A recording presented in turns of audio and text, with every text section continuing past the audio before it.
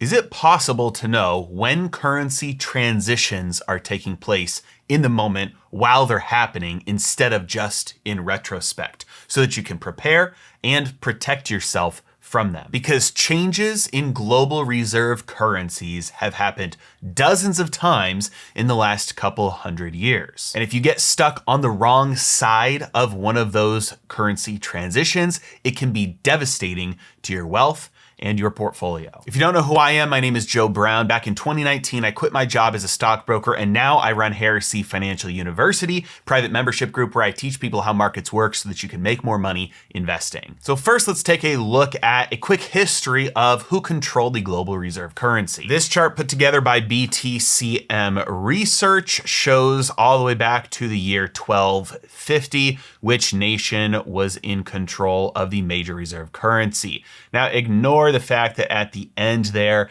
it shows Bitcoin becoming the major reserve currency. We are concerned only with history at this point, not future speculation. We see all the way back at the beginning of this chart, the Florentine florin and the Venetian ducat reigned together. There's obviously going to be some overlap here.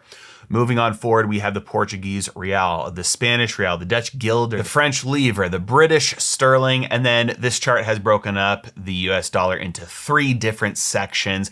I'm not a fan of the way this split up the US dollar. Basically, there are 2 phases of the US dollar. We had the pre-1971 US dollar, which was paper, redeemable for gold, and we have the post-1971 dollar, which was just paper. Now, there's a couple things to note about this chart.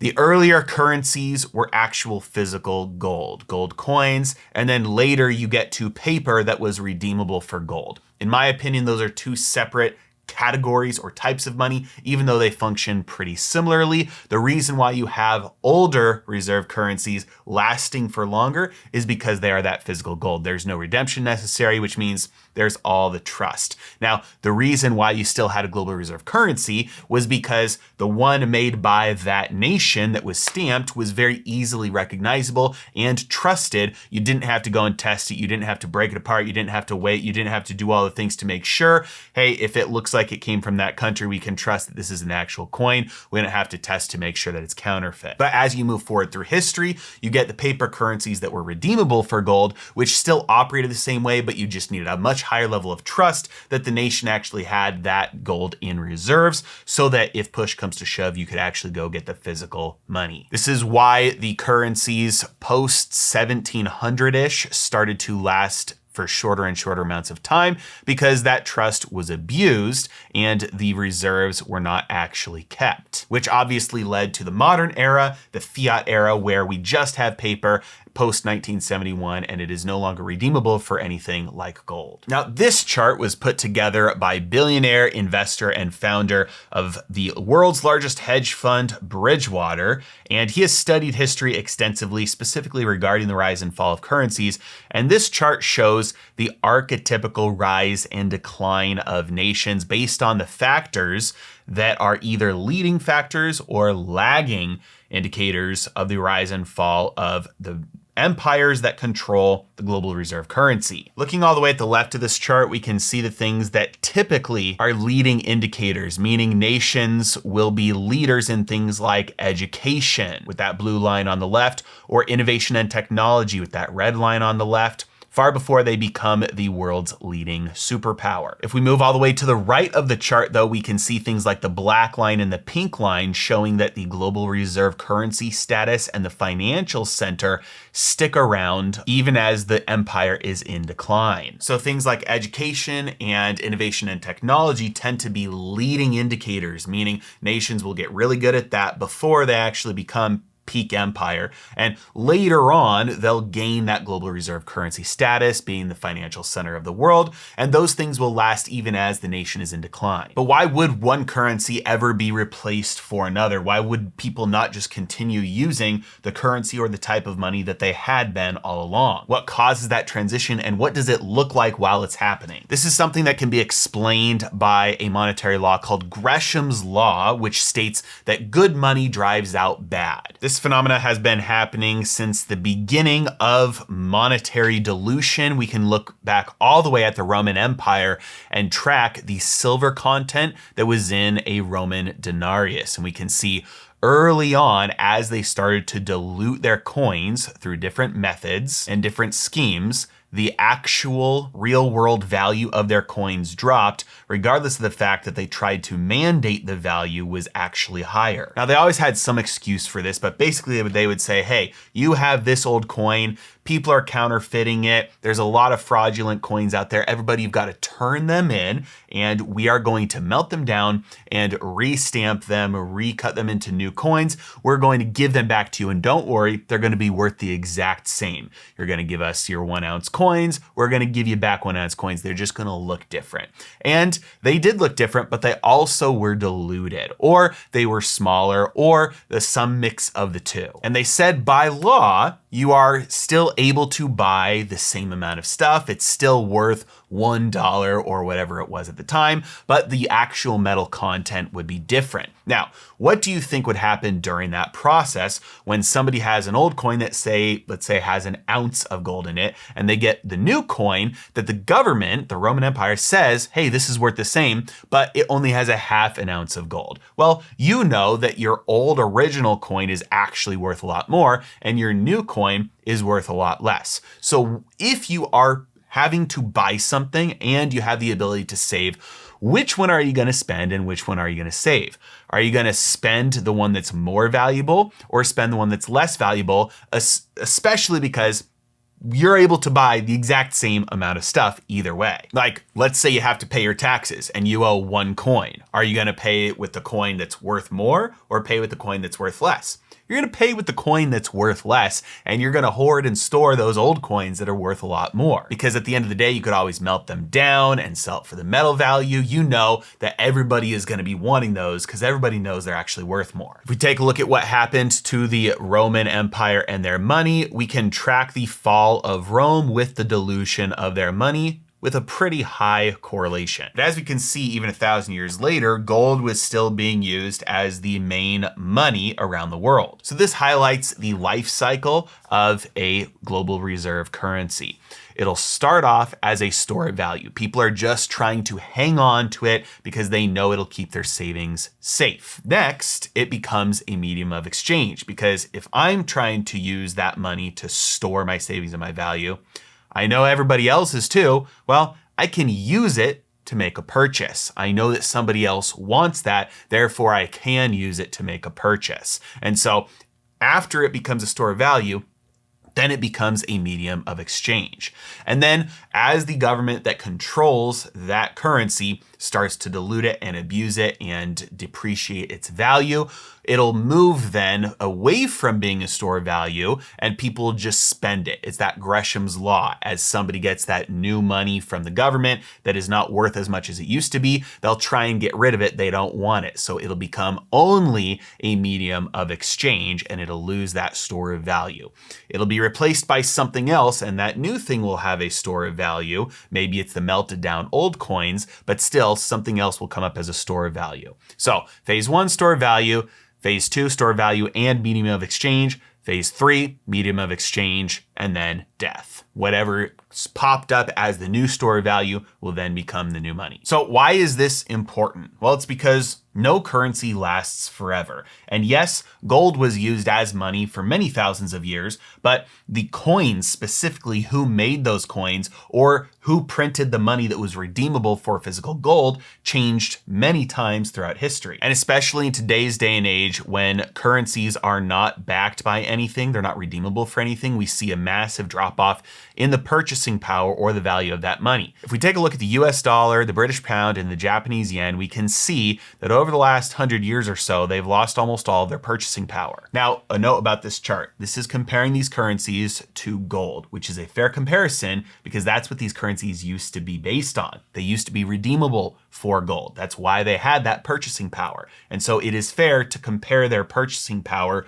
to the thing that they used to be redeemable for, which was their actual value before. Since about 100 years ago, the US dollar has lost just about 99% of its purchasing power. The British pound has lost about 99.5% of its purchasing power, and the Japanese yen has lost about 99.99% of its purchasing power. And this is just the major currencies that are still around today. If we were to take a look at all of the currencies that governments have launched over the last 100 years, many of them are no longer in existence because they have failed. And if you get caught on the wrong side of this, owning a lot of this currency, putting a lot of your value in it, well, then you are subject to the risk of having your wealth wiped out, like many nations and many individuals have before. And by the way, if you are looking for someone to help you walk through exactly what comes next for America and what you can do about it, I've just launched a brand new free newsletter called Letters from a Heretic. It's the only place where I'm going to do much deeper dives on topics I seriously doubt you're going to be hearing about anywhere else. In fact, I'm starting it off with a 5-day series called The 5 Most Dangerous Ideas in America. These are ideas that are so powerful and potentially devastating, they could reshape the economic landscape of the nation, changing everything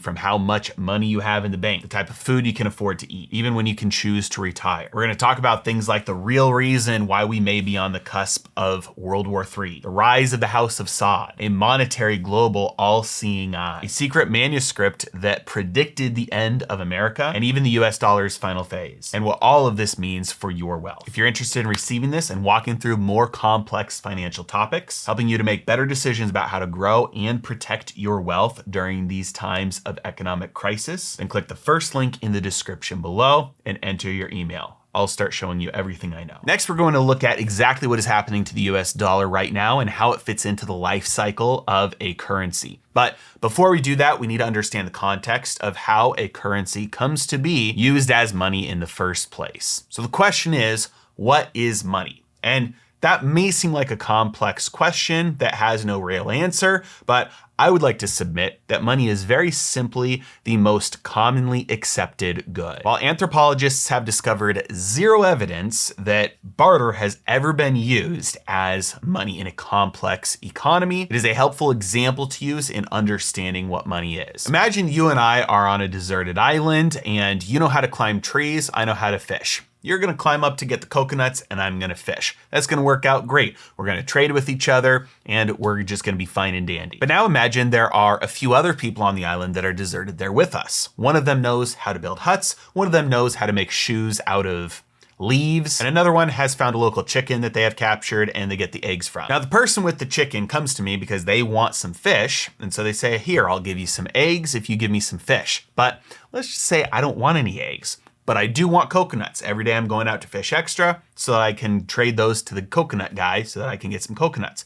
Well, he's gonna say, okay, well, then I'm gonna have to go to the coconut guy and give him some eggs for some coconuts and give the coconuts to you so I can get some fish. And he can do that. But now imagine a fourth person, the shoemaker, comes in and he wants some coconuts. But the coconut maker doesn't want shoes. And me, I'm a fisher. I don't want shoes either. The only person that wants shoes is the guy with the chicken who lays the eggs, but the guy with the chicken that lays the eggs that wants the shoes only has eggs to give. And the guy who makes the shoes doesn't want eggs. So the guy who makes the shoes is gonna have to do something to get some coconuts so he can give the coconuts to me to get some fish so he can give some fish to the guy who lays the eggs so that he can get some eggs. You can see that even after 4 people, this is needlessly complex and would never actually work. And adding just a few more people into this imaginary economy, you could see how very quickly there would be one good that would arise as the good that everybody would start accepting as payment for their own goods, just because they know that somebody else will take it as well. In this example, it might be fish, it might be coconuts, it might be eggs, it might be shoes, who knows? Maybe it's seashells,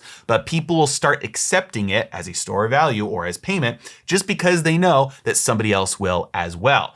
Over the last thousands of years, that narrowed on gold because it never rotted, it never decayed, it never rusted. It was easily recognizable, hard to fake or counterfeit. And so it served that function as the most easily acceptable and widely acceptable, most commonly acceptable good, because simply everybody knew that everybody else would accept it as well. So now that we have the US dollar in that position of the most commonly accepted good being used as money, let's see how it's faring in terms of its store value and its medium of exchange. This is a chart that shows the US dollar in its role as the global reserve currency, and I want you to pay attention specifically to the number or the share of US dollars in international SWIFT payments, which is up 13% over the last decade. This one is specifically important because its use in international SWIFT payments is a very good indicator of the US dollar's role in global transactions.